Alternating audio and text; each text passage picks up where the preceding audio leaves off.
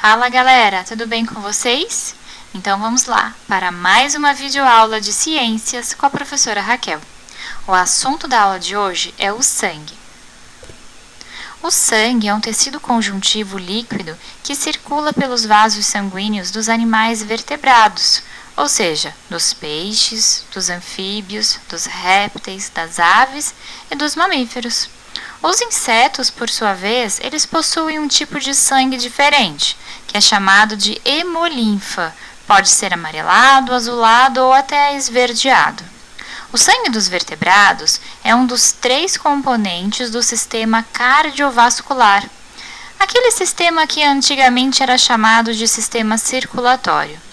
Os outros 2 componentes do sistema cardiovascular são o coração e os vasos sanguíneos, que são as veias, artérias e os capilares. Com certeza, há várias imagens capazes de representar o sangue na sua memória visual.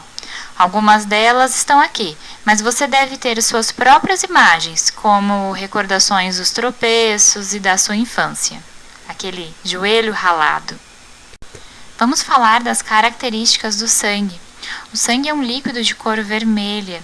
Caracteriza-se por apresentar uma matriz líquida, ou seja, uma parte líquida chamada de plasma, em que se encontram suspensos os elementos celulares do sangue, que são as hemácias, os leucócitos e as plaquetas.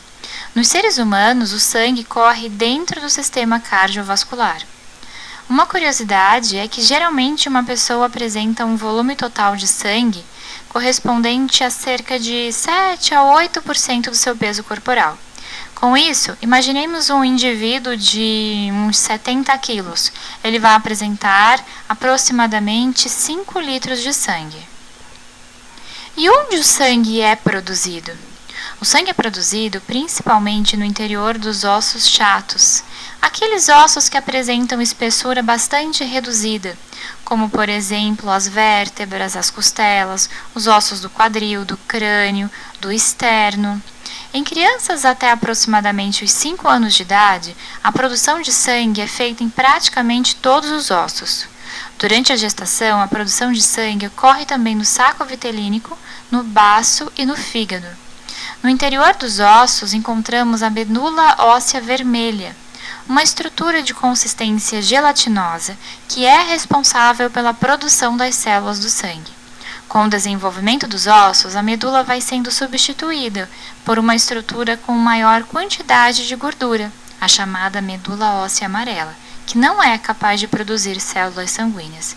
E é por esse motivo que em adultos não são todos os ossos que produzem os componentes do sangue.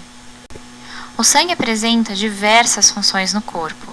Por exemplo, o transporte de oxigênio, de gás carbônico, de nutrientes, de hormônios, de vitaminas, enzimas e os produtos excretados pelas células, ou seja, aqueles produtos que as células não vão mais utilizar.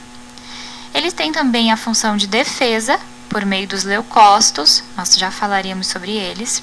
O sangue, então, atua na proteção do organismo contra os agentes infecciosos.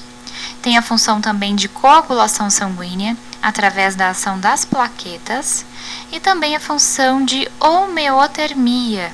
O sangue ajuda o corpo a manter a temperatura constante, devido à grande quantidade de água em sua composição. Como já falamos, o sangue é composto pelo plasma e pelos elementos celulares, que incluem células sanguíneas e pequenos fragmentos de células. O plasma, que é a parte líquida do sangue, tem uma coloração amarelada e corresponde a 55% do volume sanguíneo, enquanto os elementos celulares ocupam aproximadamente 45% desse volume. Veja agora um pouco mais a respeito de cada um desses componentes.